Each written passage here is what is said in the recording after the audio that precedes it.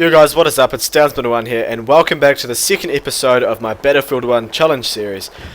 Today we will be using the M40A5, and in the background you can see that I am indeed using it with iron sights. Not only was this a lot of fun, but it was a pretty big challenge as well, as you see a nice wee headshot there. But yeah, using the iron sights on a sniper rifle certainly puts you at a disadvantage, but as I'm using it for the theme of the Battlefield 1 challenge, then I was more than happy to use this weapon. Obviously the gameplay for Battlefield 1's just come out, so I'm absolutely pumped for that. If you guys haven't seen it, well, let's be honest, you probably all have by now. Go and check it out, it's worth a look. So yeah, with that in mind, I'm super hyped for the game, so I was so keen to jump in and try and reenact one of these guns that I may be using.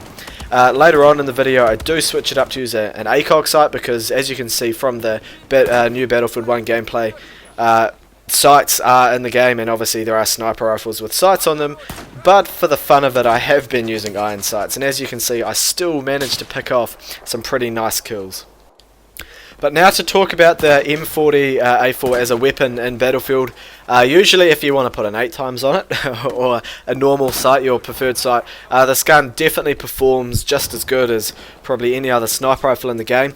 It's only got a magazine size, or only 6 in the mag, so that doesn't leave you with a lot of room. However, some of the other sniper rifles still have more, and one of the patches a while ago, they made most of the sniper rifle's magazine size quite significantly smaller, which just means you've got to reload more. It's a bit of a pain, but overall it doesn't affect the gun too much. The M40A5 is probably one of my favourite sniper rifles to use in Battlefield 4. There's quite a lot of competition for it, which is something that Battlefield 1 probably won't have. If you think about it, there are over 80, maybe even 100, I might be pushing it, but there might be over 100 primary guns that you can use in the game.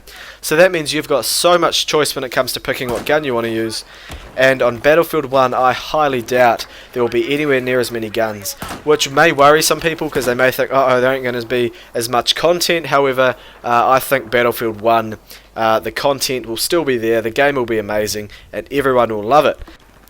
And the secondary weapon that I am using is the M1911, a very iconic pistol, and obviously a World War I pistol as well. So basically with almost every single kit that I use throughout the series, I probably will be having the M1911 on. And it's a very good pistol, as you can just see there. I managed to pick up quite a nice kill with it. And in this clip here you can see I've changed over to the ACOG sight. I believe this is the PSO 4x sight. And it definitely helps. There are some shots that I hit which I may not have hit using iron sights. Overall, the ACOG sight just makes things so much easier. It's quite a lot clearer to see your targets at range as well. So in Battlefield 1 I'll definitely be looking to use the sights on offer, and very rarely will I be running around with an iron sight on my sniper rifle. During this gameplay here I've been using the tugs and the radio beacon. Haven't really used the radio beacon at all. For game modes more like Conquest, it's definitely helpful, but I've mainly been playing TDM. I believe there's a little bit of Conquest later on Goldman Railways, but I've been using the tugs, which probably a motion sensor isn't something that was in World War I, so I probably could have challenged myself more by not using that and using something like, you know, C4 to represent dynamite. As you see, a nice wee cheeky no scope there. So probably maybe in the next time, if I ever use a sniper rifle again for the series, I'll probably put C4 on and not a tugs, as the tugs probably is just a little bit out of the time. However, the tugs in a lot of circumstances for gameplay definitely can help you out, and it's probably it is my favourite gadget to use on the recon kit, and I hope there is something similar in Battlefield 1, but there probably won't be. I'm not too big, and I don't know a lot about World War I, but I don't believe there were many, if any, motion detectors, motion sensors, or anything like that around in those times. And in this clip here you can see that I changed to Operation Locker. I played it for all of about 5 minutes and got sick of it. This was the only clip from the 5 minutes that I really wanted to show you guys. I go running on in there, kill one guy, hit him through the smoke, get the third guy, and then I pick up a hit marker, miss my shot, finish him off with my pistol. So that was a nice wee rampage with the iron sights on my M40A5. Now we've switched over to some Goldwood Railways, which probably this map resembles World War One a lot more than the likes of Operation Locker.